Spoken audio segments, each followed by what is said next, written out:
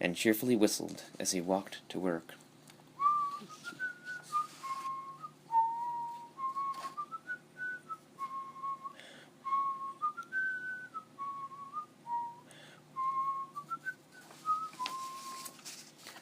Simon got to the mine and stepped into the cramped metal cage that brought him down into the inky depths of the mine.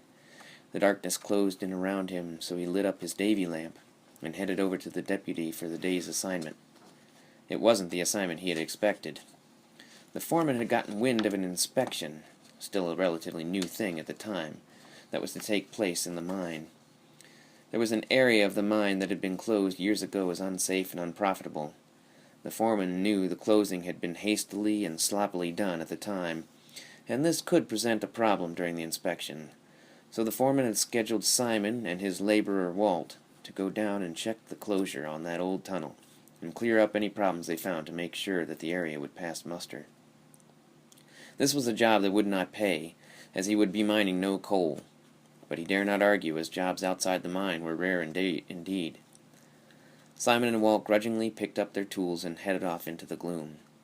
Straight on for 400 yards, then left and right through several other turns Simon had memorized well, as had every other miner who didn't want to get lost in the belly of a mountain, wandering for days in the pitch dark, trying to get back to the world above. As they passed deeper, they heard the noises of the mine becoming more and more distant echoes, the breakers at the surface, the conveyor belt churning, the braying of the scared and half-blind mules in the underground stables, the cars rumbling along the tracks, and the high ting of the picks of the miners. Now it was quiet, save the dripping of water and a low, distant rumble. Simon whistled to fill in the silence.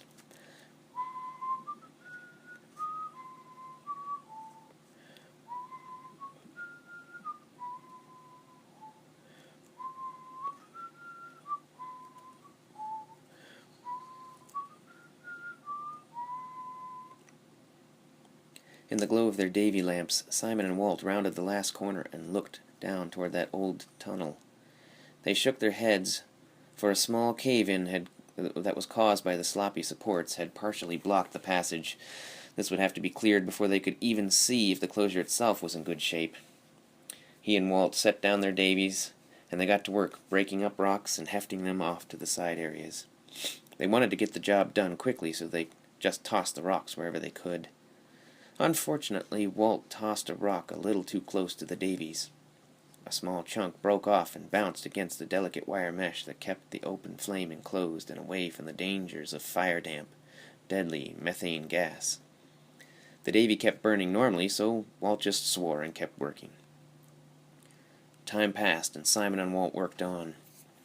If they'd been working a little more carefully, they might have noticed that the bottom timbers of the closure had been pierced by the cave-in, and now as they removed rock, they were quietly whispering a breath into the tunnel.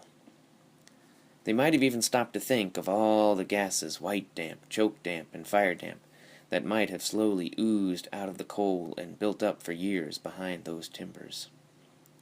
If they hadn't been in such a sour mood, they might have noticed that the flame in the Davy lamps had begun to get lower, a warning sign.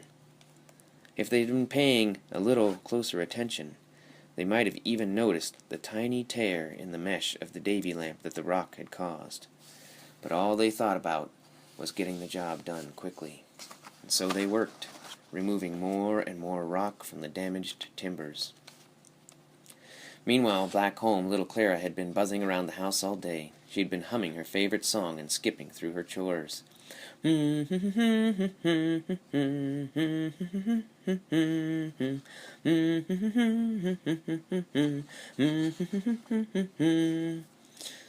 was her birthday, and Daddy would soon be home. Clara was smiling as she helped to set the table.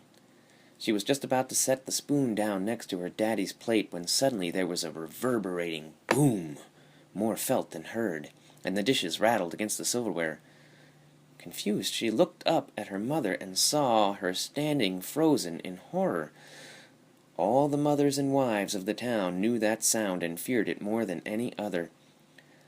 Scores of women and children and those who worked in the town flooded into the streets and ran for the mine. Black smoke was billowing from the entrance, and men were crawling from the cage and coughing and retching. Rescue workers could only go down for 15 minutes at a time because there were no masks to keep out the choking gas and smoke.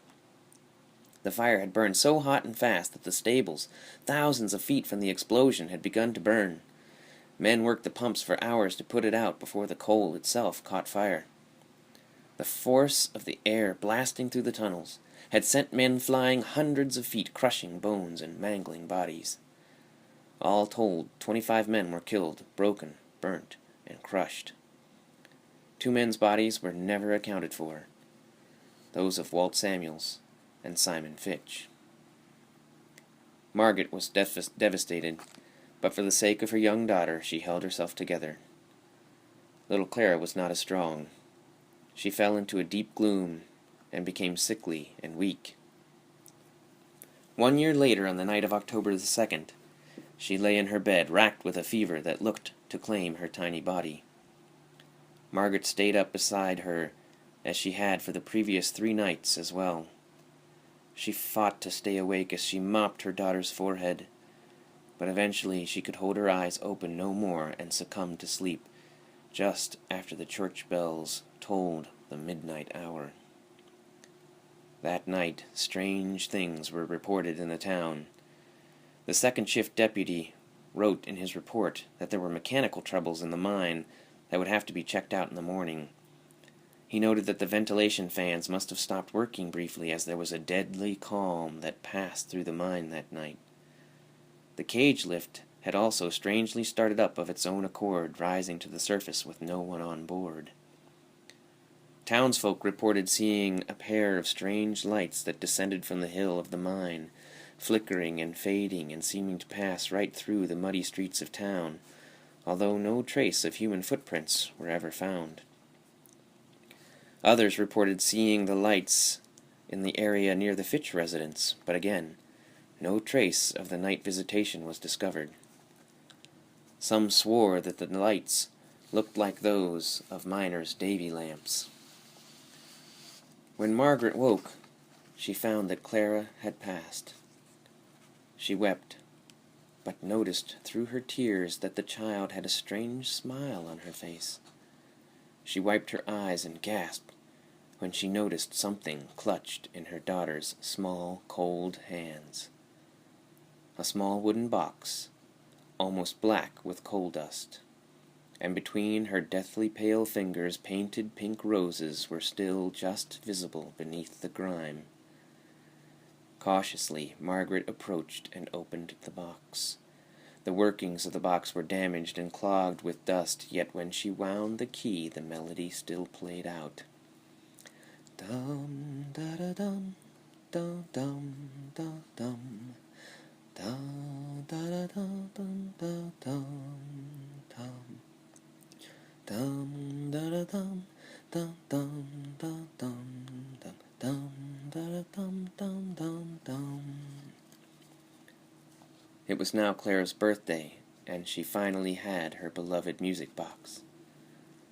Little Clara was buried in a quiet corner of the church graveyard, right next to the marker they had placed for her father, although they had never found his body. She was laid in the casket, with that music box still clutched in her hands, as the coroner said he would have had to have broken her fingers if he had tried to remove it. Over the years, people still occasionally reported seeing the 2 ghostly lights around the town and in the graveyard. Eventually, the mine dried up and was closed. The town was abandoned, and many of the structures were torn down or moved.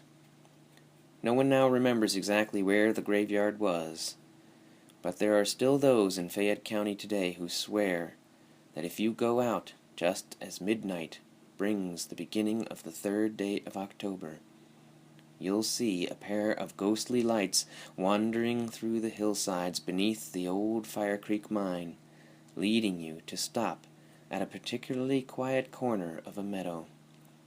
And if you listen closely in that spot, you can still hear the faint melody of a music box wavering on the wind. Dum da da dum, da dum da dum, dum da da dum, da dum, dum, da da da dum.